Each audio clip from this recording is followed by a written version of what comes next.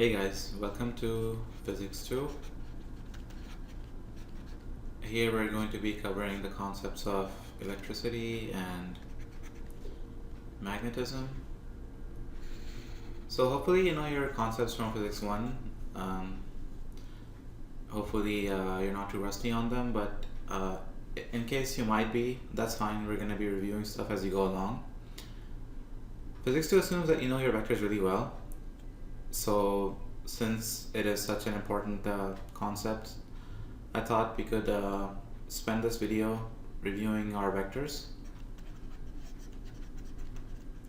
Okay, so vectors are quantities that have both magnitude and direction. So what kind of things are scalars? What kind of things are vectors? And what kind of things are scalars? Position is a vector, velocity is a vector, acceleration is a vector, force is a vector, momentum, angular momentum, and so on. The type of things that are scalars are time, pressure, temperature, energy, and so on. But doesn't time have a direction? It always moves forward. Doesn't pressure increase or decrease? So why are these quantities scalars? The answer is because vectors have to have a magnitude and direction in space. Okay, so these vectors listed in the vector columns have a magnitude and direction in space. These scalars don't. So that's why they have this division of vectors and scalars. Okay, so how do you represent a vector? You represent a vector with a line. The length of the line is the size of the vector, and the arrow represents the direction of the vector. So suppose you start at this point and travel a distance of 10 meters in this direction to the right, then the vector that would represent your displacement is going to look like this. And what if you had traveled 20 meters instead of 10 meters? Then you would draw a vector that is twice as long. Okay, so say you take this 10 meter vector and you displace it from where it is to here, but it's still the same magnitude and direction. So is this valid to do that, to pick this vector up from here and place it here? The answer is yes. As long as you don't change its magnitude and direction, it's going to be the same vector and you can move it around anywhere in space that you like. So this factor is going to be very useful when you're doing vector mathematics. Okay, so the type of mathematical functions that can be performed on vectors are addition, subtraction, multiplication, and you cannot divide vectors. Okay, division is not defined. Okay, so if you have two vectors A and B, addition, their addition is going to be A plus B. If you're doing A minus B, it's really A plus minus B. Okay, so subtraction is really the same as addition, except you're putting a negative sign instead of in front of the second vector. Okay, and multiplication we're gonna cover in a later video. Okay, so say you have a vector of length 10 meters and another vector of length 8 meters, and you want to add these two vectors together. So when you're adding vectors, what you have to do is you have to pick up a vector and you connect the tail of the vector to the head of the other vector. Okay, so what we're going to do is we're going to take our 10 meter and join the 8 meter over here on its head. So we get a vector that is 18 meters long. You could have done this, you could have instead moved the 10 meter over here, okay, in front of the 8 meter, and you would have gotten the same thing. as long as you connected them head to tail. Okay, so what if you had a vector 10 meters and another vector that is 8 meters but pointing in the opposite direction, and you wanted to add these two vectors together? So you take your 10 meter vector and you join the tail of your 8 meter vector to the 10 meter, and you draw it like this, and when you add them you're going to get a vector that is 2 meters pointing to the right. Okay, so what if you wanted to subtract the 10 meter and this 8 meter vector? Okay, then what you do is you take your 10 meter, which looks like this, and since you're subtracting, you have to flip the direction of your 8 meters. And then your 8 meters points in this direction. Okay, after you've done the flip, which is this negative sign over here, then it's just an addition. Okay, so if you add 10 meter and 8 meter, what you end up getting is 2 meters. We just solved this problem. Okay, it was the same as this problem that we just did. So the point here is that once you flip the second vector that's being subtracted, then subtraction is the same as addition. Okay, I hope this is clear. So now what if you had vectors that were not in the same direction? Say you had a vector over here, 10 meters, and another vector over here, 8 meters, and it's perpendicular to the 10 meter vector. Can we just say that the resultant vector is 18 meters? Okay, I mean, okay, say we said that, but then what is the direction of the vector? Okay, is it going to be going to the right, or will it be going up? Well, okay, so the answer is that here you cannot, add them as we did it in the previous case. It's trickier here. So first thing you have to do is you have to connect the tail of this vector to the head of this vector, and you have to find, and the magnitude, and when you add them, the interpretation is, this resultant vector. Okay, that is the result of adding these two vectors that are perpendicular to each other.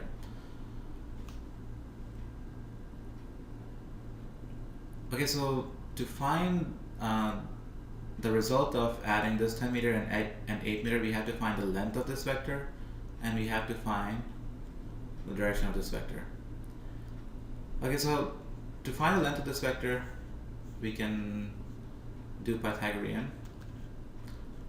10 squared plus 8 squared. That gives us the length of that side. And the angle is going to be inverse tangent 8 over 10. Okay, so we figured out our resultant vector that we would get if we were adding this 10 meter and 8 meter vector. But if we were subtracting these two, what if we were saying, so let's call this vector A, and this is vector B. So what if, say we were doing A minus B. Okay, so then you would draw your A like this, 10 meters. And then, so remember this is A plus minus B. So minus B, what you do is, you have to flip this 8 meter vector, and then you join it head to tail. So you flip it, and it's going to look like this. Okay, and then your resultant vector is going to be going from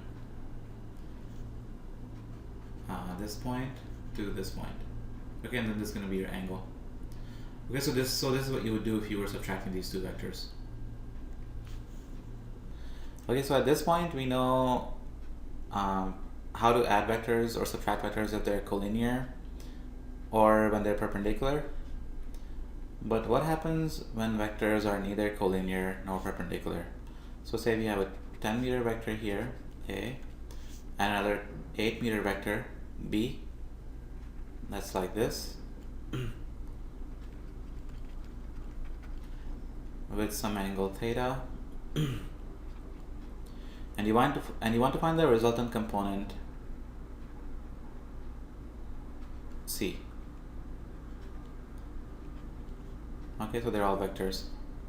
So what you do is you get it in the form that we know how to solve. So we'll try to make it so it is, so we add the collinear parts and then add it perpendicularly. Okay, so you'll see what that means. So first thing that you have to do is you have to find the components of B. So B is going to have an x component pointing here, and a y component pointing here. Okay, so, and the x component of B is B cosine theta, and the y is B sine theta. Okay, so this whole thing from here to here is the x component of C, and this thing from here to here is the y component of C. So Cx is equal to tan plus B cosine theta, and Cy is equal to B sine theta.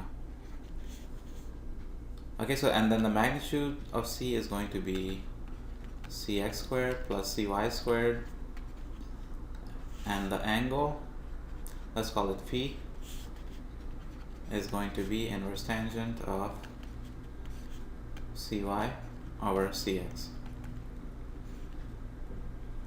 Okay, so just visually, what if we were subtracting A and B? Then what would happen?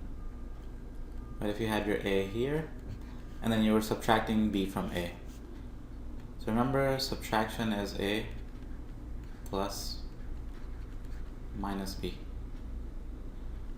Okay, so you find minus B. To find minus B, all you have to do is you take this arrow and place it down here. It points in the opposite direction, and then you connect them head to tail. So then your 8 meter vector is going to go down here, and then your C is going to be from here to here, the resultant C. This is A, and then this is minus B,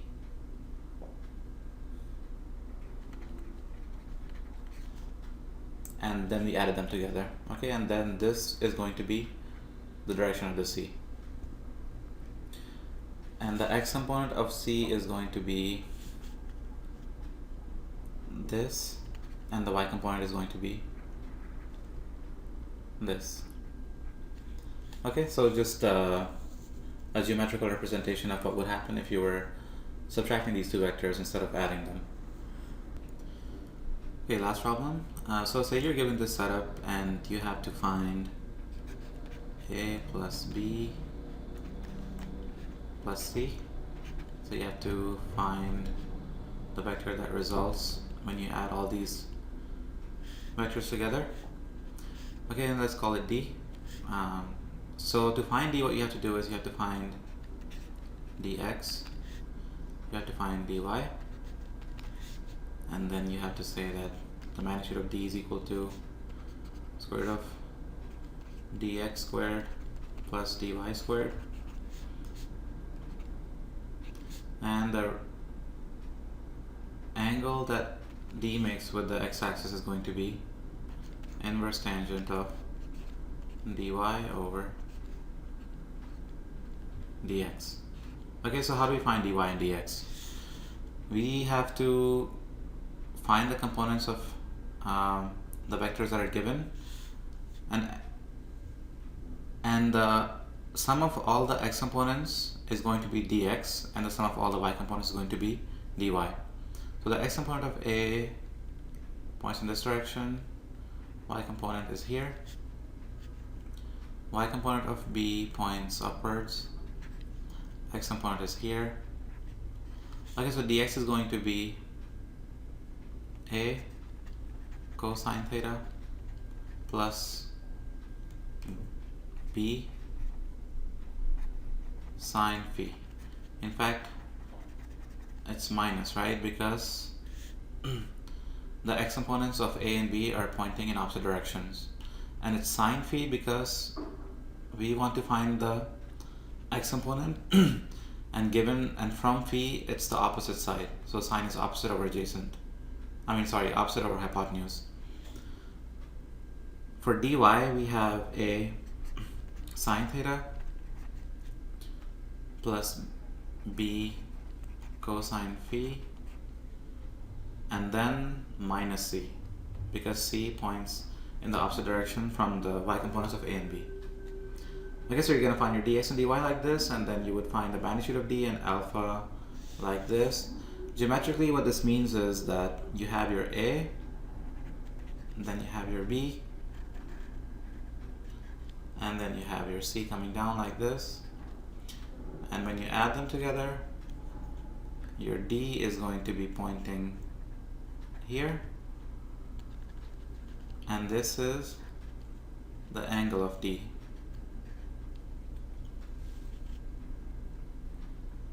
Okay, so I hope this was helpful. If you want to do a more complicated problem, then you can leave a comment and I can make a video of that. Next video is going to be about Coulomb's law. See you then.